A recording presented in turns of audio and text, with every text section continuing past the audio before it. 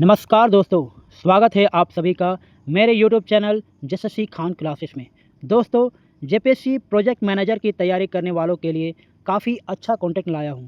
आज मैं आपके लिए लेकर आया हूं फैक्ट्री एक्ट 1948 से जुड़े 100 दमदार सवाल। तो चलिए सेशन की शुरुआत करते हैं। पहला क्वेश्चन है, फैक्ट्री अधिनियम 1948 किस वर्ष लागू हुआ था? ऑप्शन आपके सामने है। तो इसका आंसर है 1 अप्रैल 1949, ऑप्शन ए। अगला क्वेश्चन है, फैक्ट्री अधिनियम का मुख्य उद्देश्य क्या है? आप आंसर खुद से चूज करें क्योंकि इसका ऑप्शन जो है काफ़ी लंबा है, जिसे मैं पढ़ना ज़रूरी नहीं समझता हूँ। इसका आंसर है ऑप्शन बी, कारखाने में कार्यरत श्रमिकों के स्वास्थ्य, सुरक्षा और कल्याण की रक्षा। नेक्स्ट क्वेश्चन है, फैक्ट्री अधिनियम में कारखाना का अर्थ क्या है? इसका आंसर है ऑप्शन बी, 10 या अधिक श्रमिक जहां बिजली का प्रयोग हो, या 20 से अधिक श्रमिक जहां बिजली का प्रयोग ना हो। यानी कि कारखाना किसे कहेंगे? वैसा जगह, वैसा फैक्ट्री जहां पर 10 श्रमिक काम कर रहे हो और उसमें इलेक्ट्रिक के साथ काम हो रहा हो तो वो फैक्ट्री कहलाएगा। और अगर इलेक्ट्रिक का यूज नहीं हो रहा हो लेकिन उसमें श्रमिकों की संख्या अगर 20 हो, तो 20 या 20 से ज़्यादा हो तो वो भी क्या कहलाएगी? कारखाना कहलाएगी। नेक्स्ट क्वेश्चन देखते हैं, फैक्ट्री अधिनियम 1948 के अंतर्गत अधिकतम कार्य घंटे प्रतिदिन कितने हैं? 12 घंटे, 10 घंटे, 9 घंटे या 8 घंटे?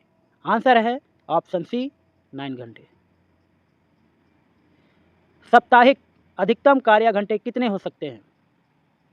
48 घंटे, 56 घंटे, 50 घंटे या 60 घंटे? तो इसका आंसर है ऑप्शन ए, 48 घंटे। यानी कि सप्ताह में एक मजदूर 48 घंटे तक अधिकतम कार्य कर सकता है, और अगर उसे इससे ज़्यादा काम करने के लिए कहा जाए तो वो अपना कंप्लेन दर्ज कर सकता है। छठा क्वेश्चन है, फैक्ट्री अधिनियम के अनुसार प्रत्येक सप्ताह कम से कम कितने घंटे का अवकाश होना चाहिए? प्रत्येक सप्ताह कम से कम कितने घंटे का अवकाश होना चाहिए? ऑप्शन ए है 12 घंटे, बी 18 घंटे, सी 24 घंटे एंड डी 48 घंटे। तो इसका आंसर क्या है? ऑप्शन सी, 24 घंटे। यानी कि हर सप्ताह कम से कम कितने घंटे का अवकाश होना चाहिए? 24 घंटे का। नेक्स्ट क्वेश्चन है, फैक्ट्री अधिनियम के तहत महिलाओं के लिए कार्य का समय किस अवधि में निर्धारित है? सुबह 5 से शाम 7, सुबह 6 से शाम 7, सुबह 7 से रात 9 या सुबह 8 से शाम 6 बजे तक? तो इसका आंसर है ऑप्शन बी, सुबह 6 बजे से शाम 7 बजे तक। न्यूनतम आयु सीमा कारखाने में कार्य हेतु कितनी है? यानी कि न्यूनतम कितने वर्ष के बच्चे कारखाना में काम कर सकते हैं? 12, 14, 15, 18? इसका आंसर है ऑप्शन बी, 14। कौन सा प्रावधान कारखाने में स्वच्छता से संबंधित है? तो कारखाना अधिनियम का आर्टिकल 11 से 20 तक ये टोटली स्वच्छता से रिलेटेड ही है, और ऑप्शन के अनुसार धारा 11 स्वच्छता से संबंधित है, यानी कि ऑप्शन ए। कारखाना में शोर को नियंत्रित करने का प्रावधान किस धारा में है? धारा 17, 20, 41 या 26? ऑप्शन सी, धारा 41। कारखाने में पीने का पानी का प्रावधान किस धारा में है? 18, 12, 23 या 40? इसका ऑप्शन है ऑप्शन ए, आर्टिकल 18। कारखाने में प्रकाश की व्यवस्था संबंधित प्रावधान किस धारा में है? धारा 13, 15, 17 या 20? इसका आंसर है ऑप्शन सी, धारा 17। अधिनियम के अनुसार प्रत्येक कारखाने में किसकी नियुक्ति अनिवार्य है? पर्यवेक्षक, प्रबंधक, निदेशक या टेक्नीशियन? पर्यवेक्षक उसको बोला जाता है जो पर्यवेक्षण करता है, निरीक्षण करता है। प्रबंधक मैनेजर को बोला जाता है। निदेशक डायरेक्टर को बोला जाता है। टेक्नीशियन इलेक्ट्रीशियन को बोला जाता है। जो अब इसका आंसर है प्रबंधक, यानी कि हर कारखाने में किसका नियुक्ति करना अनिवार्य है? प्रबंधक का, यानी कि मैनेजर का। किस धारा में मशीनों की सुरक्षा का प्रावधान है? धारा 21, 25, 28 या 30? इसका आंसर है ऑप्शन ए, धारा 21 में मशीनों का सुरक्षा का प्रावधान है। फैक्ट्री अधिनियम के अंतर्गत छुट्टी के लिए न्यूनतम सेवा अवधि कितनी होनी चाहिए? छुट्टी के लिए न्यूनतम सेवा अवधि कितनी होनी चाहिए? यानी कि एक मजदूर कितना दिन काम करे, कम से कम कितना दिन काम करे जिसके बाद वो छुट्टी लेने के लिए अधिकारित हो जाता है, तो वो है कितना है? इसका आंसर है ऑप्शन सी, 240। यानी कि 240 दिन तक किसी मजदूर ने लगातार काम किया तो वो छुट्टी के लिए हकदार माना जाएगा। न्यूनतम छुट्टी के क्वेश्चन 16, छुट्टी की गणना के लिए वयस्क श्रमिक के लिए कितने दिनों के कार्य पर एक दिन की छुट्टी मिलती है?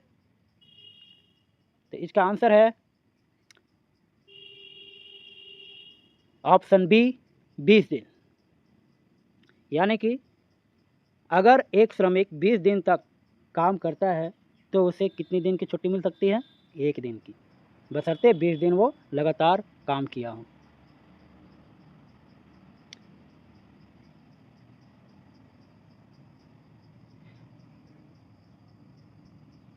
क्वेश्चन नंबर 17 देखते हैं। बाल श्रमिक के लिए छुट्टी की गणना 15 दिन के कार्य पर एक दिन की छुट्टी, 20 दिन के कार्य पर एक दिन की छुट्टी, 30 दिन के कार्य पर एक दिन की छुट्टी या 40 दिन के कार्य पर एक दिन की छुट्टी। तो इसका आंसर है 15 दिन के कार्य पर एक दिन की छुट्टी। वहीं वयस्क श्रमिक के लिए कितना था?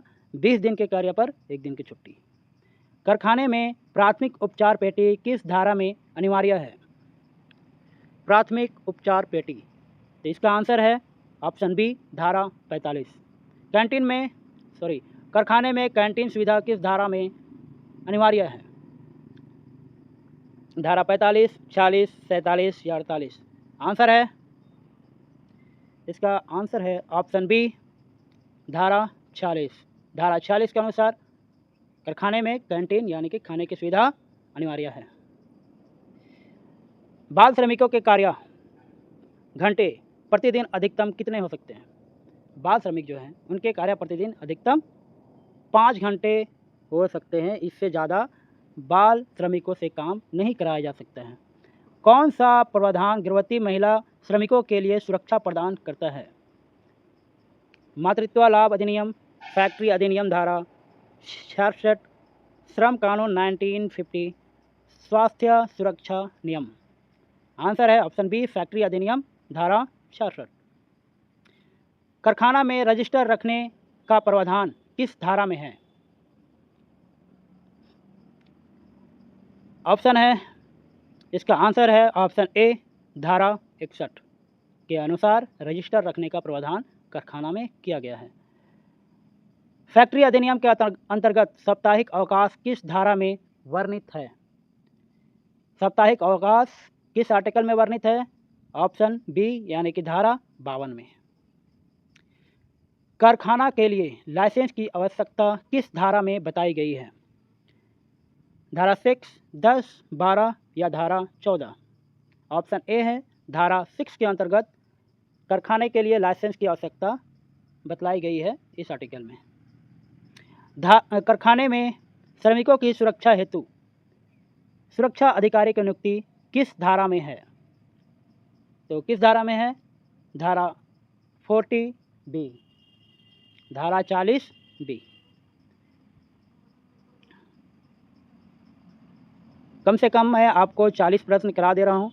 इसके बाद मैं बाकी के क्वेश्चन भी आपको करा दूंगा, क्योंकि एक वीडियो में अगर सारे क्वेश्चन डालने का कोशिश करता हूँ तो वीडियो काफ़ी लंबा हो जाएगी और आपके लिए बोरियत भी हो जाएगी। तो धीरे धीरे मैं 100 क्वेश्चन अगले 3 वीडियो में मैं पूरी तरह से डालने का कोशिश करूँगा, और मैं तभी डालूँगा जब आपका रिस्पॉन्स मुझे दिखे। पॉजिटिव रिस्पॉन्स अगर ना दिखे तो मैं इतने ही में इस वीडियो को क्लोज कर दूंगा। धारा 7A फैक्ट्री अधिनियम 1948 से किससे संबंधित है? धारा 7A फैक्ट्री अधिनियम 1948 निम्नलिखित में से किससे संबंधित है? किससे संबंधित है? स्वास्थ्य प्रावधान, सुरक्षा प्रावधान, कल्याण प्रावधान या छुट्टी प्रावधान? तो 7A संबंधित है ऑप्शन बी सुरक्षा प्रावधान से। कारखाने में धूल और धुएं को नियंत्रित करने का प्रावधान किस धारा में है? धारा 11, धारा 14, धारा 14A या धारा 16? ऑप्शन इसका आंसर है धारा बी, धारा 14। कारखाने में कचरे का निपटान किस धारा में है? धारा 12, 13, 14 या 15? कचरे का निपटान धारा 12 में है। धारा 41B के बी किससे संबंधित है? जोखिम प्रबंधन, मशीनों की सुरक्षा, स्वास्थ्य जांच या प्राथमिक उपचार? इसका आंसर है ऑप्शन ए जोखिम प्रबंधन। अगला क्वेश्चन है, कारखाने में फेसिंग और मशीनरी किस धारा में वर्णित है? फेसिंग और मशीनरी किस धारा में है? धारा A21 में। कारखाना में वर्क ऑन और नियर मशीन इन मोशन किस धारा में है? वर्क ऑन और नियर मशीन इन मोशन, तो ये इसका आंसर है धारा 22। वर्क ऑन मतलब कार्य जब जारी रहता है, और या नियर मशीन इन मोशन और चलती मशीन के पास, ये किस धारा में है? धारा 22 में। कारखाने में युवाओं को रोजगार की मनाही किस धारा में है? कारखाने में युवाओं के रोजगार की मनाही किस धारा में है? धारा 66, 67, 68 या 69? इसका आंसर है धारा 67 में। कारखाना के अधिनियम जो कि धारा 67 है, इसमें रोजगार के लिए मनाही की बात की गई है। धारा 68 किससे संबंधित है? धारा 68 संबंधित है बाल श्रमिक और प्रमाण पत्र, बाल श्रमिक का प्रमाण पत्र। कारखाने में कार्य समय और अवधि किस अध्याय में दी गई है? इसका आंसर है ऑप्शन बी अध्याय 5। वयस्क श्रमिकों के कार्य समय का प्रावधान किस धारा में है? इसका आंसर है ऑप्शन ए धारा 51। धारा 54 के अनुसार वयस्क श्रमिक के प्रतिदिन कार्य घंटे कितने होने चाहिए? इसका आंसर है ऑप्शन बी 9 घंटे। सप्ताह में अवकाश देने का प्रावधान किस धारा में है? सप्ताह में अवकाश देने का प्रावधान किस धारा में है? Option b 52। धारा 55 किससे संबंधित है? धारा 55 संबंधित है विश्राम अंतराल, छुट्टी, मशीन सुरक्षा या पानी की सुविधा? इसका आंसर है विश्राम अंतराल।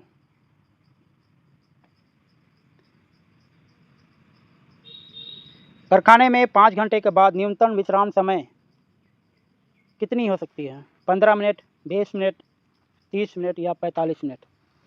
5 घंटे के बाद न्यूनतम विश्राम समय, इसका आंसर है ऑप्शन सी 30 मिनट। धारा 59 में क्या प्रावधान है? ओवरटाइम मजदूरी, साप्ताहिक अवकाश, सुरक्षा उपाय या स्वास्थ्य सुविधा? इनका आंसर है ऑप्शन ए ओवरटाइम मजदूरी। तो ठीक हो दोस्तों, मैं वीडियो का अंत यहीं पर करता हूं। अगर वीडियो सच में आपको दमदार लगी या आपको अगर थोड़ा सा भी अच्छा लगा हो तो प्लीज़ लाइक एंड सब्सक्राइब ज़रूर कीजिएगा, ताकि मुझे आगे का वीडियो बनाने में मोटिवेशन मिले, और मैं भी चाहता हूं कि आगे वीडियो मैं इसी तरीके से डालता रहूं। तो दोस्तों, मैं आपके रिस्पांस का वेट करूंगा। अगर आपका रिस्पांस अच्छा रहे तो दोबारा मैं इसी कंटेंट को लेकर मैं वीडियो बनाऊंगा। तब तक मिलते हैं आपसे अगले सेशन में। बाय बाय, टेक केयर, शुभ सबा खैर।